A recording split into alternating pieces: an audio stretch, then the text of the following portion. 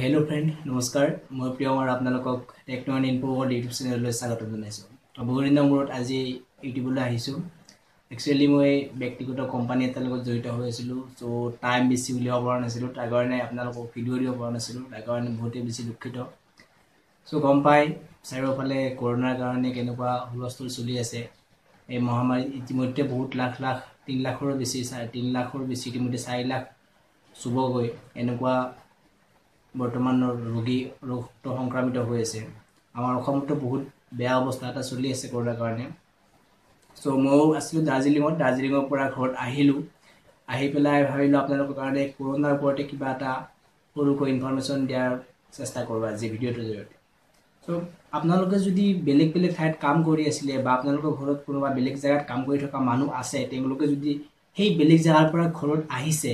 তেওঁলোকে নিশ্চয় কেইটামান পৰীক্ষা কৰাৰ পিছতে ঘৰ আহি পাইছে বা কোৱাৰেণ্টাইনটো আছে গুৱাহাটীত বা জৰ মানুহ হয় কোৱাৰেণ্টাইন চেণ্টাৰত আছে কিন্তু তাৰ আগতে আপোনালোকে দেখিছে মানুহজনে গাড়ীৰ পৰা নামালৈ বা ৰাস্তা বিভিন্ন ঠাইত এনেদৰে মানে কিছুমান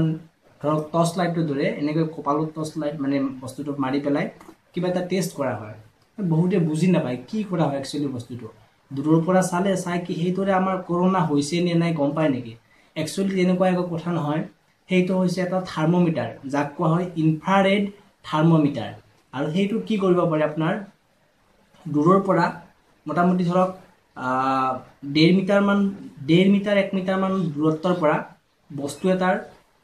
তাপমানটো জুখিব পাৰে বা টেম্পাৰেচাৰটো জুখিব পাৰে আপুনি যদি 1 মিটাৰ দূৰত থিয় হৈ আছে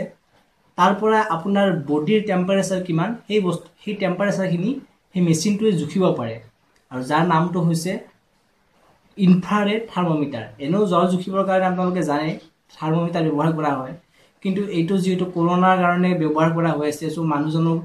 চুব নোৱাৰে বা টাচ কৰিব নোৱাৰে এই কাৰণে দূৰৰ পৰা যেটো মানে চাব লগা হৈছে এই কাৰণে এই বস্তুটো ব্যৱহাৰ কৰা হৈছে আৰু ইয়াতে এটা নৰমাল ভ্যালু থাকে সেই নৰমাল ভ্যালুতকৈ যদি বহুত বেছি কম থাকে বা বহুত বেছি ৰিডিং ওলাই টেম্পাৰেচাৰ ৰিডিং আপোনালোকৰ বডিত তেতিয়া হল তেওঁলোকে কি কৰে ডাইৰেক্ট কোৱাৰেণ্টাইন চেণ্টাৰলৈ পঠাই দিয়ে এইটো ধৰক তেওঁলোকৰ মতে মোটামুটি 96.8 ডিগ্ৰী সেন্টিগ্ৰেড এনেকুৱা এটা স্ট্যান্ডাৰ্ড ৰিডিং আছে হেইটোৰ যদি ওচৰে পাজৰে ধৰক মোটামুটি 90 মানৰ পৰা 100 ৰ ভিতৰত আপোনালোকৰ যদি আছে তেতিয়া হলে ইমান বেছি চিন্তা কৰিব লগা বা ভয় খাব লগা একো নাই কিন্তু যদি আপোনাৰ 30 25 40 এনেকুৱা হয় বা 100 তকৈ বহুত বেছি হৈ যায় যেনেকুৱা ধৰক 110 105 এনেকুৱা হৈ যায় তেতিয়া হলে কি কৰে তেওঁলোকে নিশ্চিত হৈ যায় আপোনাৰ দেহত জ্বৰ আছে আৰু কি কৰে ডাইৰেক্ট কোৱাৰেণ্টাইন চেণ্টাৰলৈ আপোনাক পঠাই দিয়ে সো এইটো কাম হৈছে হেইটোৱে আমি বহুত নাজানো এইটো কি কৰি আছে আসলতে টিভি নিউজত দেখিছে আপোনালোকে বাতৰিত পিকচাৰ বহুততে দেখি আছে এনেকৈ টেষ্ট কৰা কি টেষ্ট কৰে আসলতে এইটো নাম হৈছে ইনফ্ৰাৰেড থাৰ্মোমিটাৰ যেটোৱে আমাক কি কৰে জ্বৰটো জুখে টেম্পাৰেচাৰটো জুখে আমি যেটো স্ক্যানিং কৰা বুলি কয় হেইটো আসলতে স্ক্যানিং কৰে তাত এখন এনেকুৱা ডিসপ্লে আছে এই ডিসপ্লেখনত আপোনাৰ বডিত কিমান টেম্পাৰেচাৰ আছে সেই টেম্পাৰেচাৰটো শো কৰায় দেখুৱাই দিয়ে সো হেইটোৱে এইটো মানে কি এটা বহুত ভাল ধৰণৰ মেচিন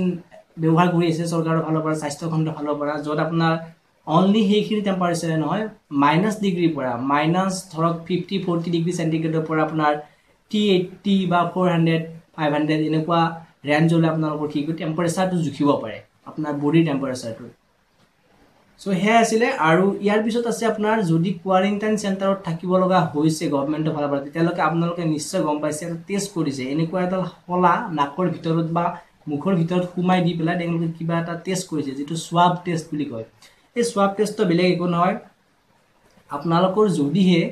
সেই থাৰ্মেল টেষ্ট যেটো ফাৰ্স্ট টাইম কৰিলে এনেকৈ টৰ্চ মাৰা দৰে তাত যদি আপোনালোকৰ সবখিনি নৰমাল পায় তাৰ পিছত আপোনাৰ এই সোৱাব টেষ্টটো কৰে এই সোৱাব টেষ্টটো কৰাৰ পিছত কি কৰে হেইটো আপোনাৰ ল্যাবৰেটৰীলৈ পঠাই দিয়ে ল্যাবৰেটৰীত পঠাই দিয়াৰ পিছত কি কৰে তেওঁলোকে